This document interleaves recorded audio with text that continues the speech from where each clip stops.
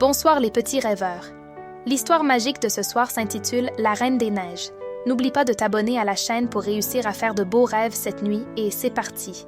Dans un royaume lointain nommé Arendelle, vivaient deux petites princesses adorables, Anna et Elsa. Elsa, l'aînée, avait un secret bien spécial. Elle possédait le pouvoir magique de contrôler la glace et la neige. Elle pouvait faire apparaître des flocons scintillants ou créer un bonhomme de neige en un instant. Mais ce pouvoir était difficile à maîtriser. Un soir, alors qu'Elsa et Anna jouaient joyeusement dans la grande salle du château, Elsa fit accidentellement glisser un éclat de glace dans le cœur de sa petite sœur.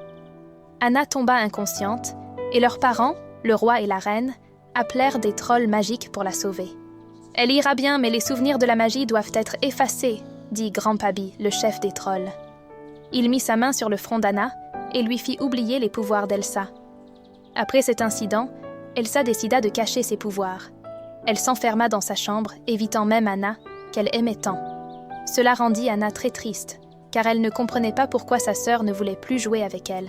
Des années plus tard, les parents des deux sœurs disparurent dans une tempête en mer. Elsa devint reine, et le jour de son couronnement arriva enfin. Pour la première fois depuis longtemps, le château ouvrit ses portes. « Le port sera plein de gens !» s'exclama Anna, excitée comme une puce. Elle espérait rencontrer de nouvelles personnes, et peut-être même l'amour. Lors de la fête, Anna fit la connaissance du prince Hans, un jeune homme charmant et souriant.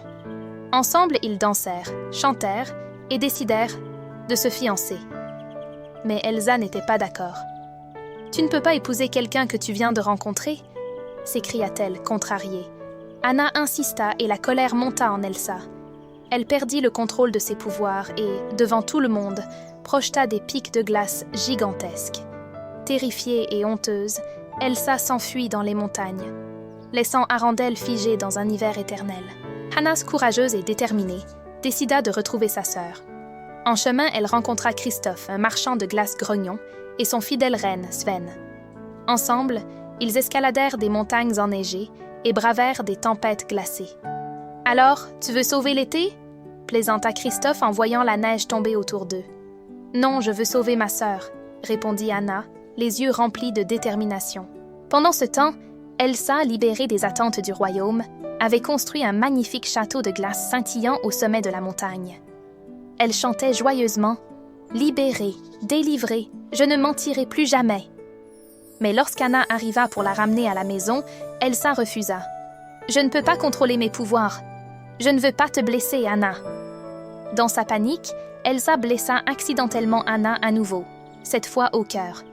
Christophe, inquiet pour Anna, l'amena rapidement chez les trolls. Mais Grand Pabi leur révéla une vérité effrayante. Seul un acte d'amour véritable peut décongeler un cœur gelé. De retour à Arendelle, Hans révéla son vrai visage. Il n'aimait pas Anna, il voulait seulement le trône. Il enferma Anna dans une pièce glaciale et partit affronter Elsa. Mais Anna, bien qu'affaiblie, trouva la force de se relever. Dans une tempête de neige féroce, elle vit Elsa sur le point d'être attaquée par Hans.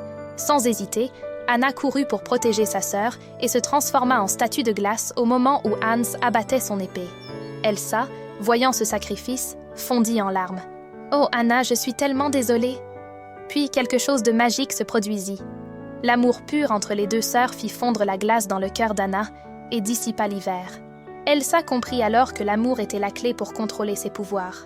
Avec un geste gracieux, elle ramena l'été à Arendelle et tout le monde célébra leur réunion. Anna et Elsa retrouvèrent leur lien perdu. Christophe devint un ami proche, et un peu plus pour Anna, et Olaf, un bonhomme de neige drôle et rêveur créé par Elsa, resta avec eux grâce à une petite nuée de neige magique.